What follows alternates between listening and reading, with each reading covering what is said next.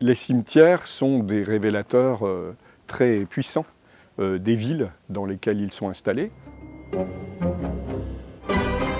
Je suis Paul Landoher, je suis architecte et professeur à l'école d'architecture de la ville et des territoires Paris-Est.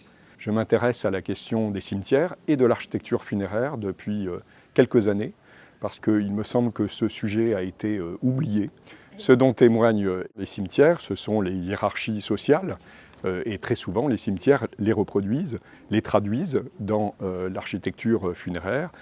C'est très présent, très significatif ici au cimetière du Père-Lachaise, puisqu'on a des caveaux familiaux qui sont particulièrement monumentaux, et même, on pourrait dire, une certaine rivalité, voire une certaine ostentation, qui parle beaucoup, en fait, de la société du XIXe siècle. Là où les cimetières traduisent aussi les lieux dans lesquels ils se trouvent, c'est de par les matériaux, et notamment la pierre.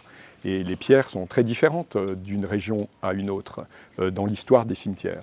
Et ce qu'on peut déplorer peut-être, c'est que depuis les années 1980 ou 1990, il y a une vraie standardisation matérielle.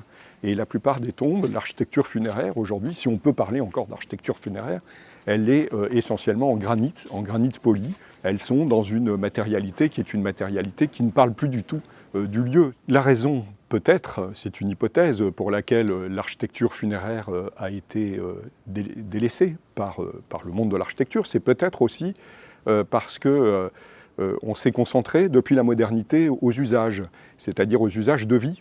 Des espaces qui étaient des espaces de lumière, des espaces de transparence, des espaces qui étaient faits pour le corps humain, mais un corps humain vivant. Or, les architectures funéraires, ce sont des architectures sombres, c'est des architectures de l'opacité.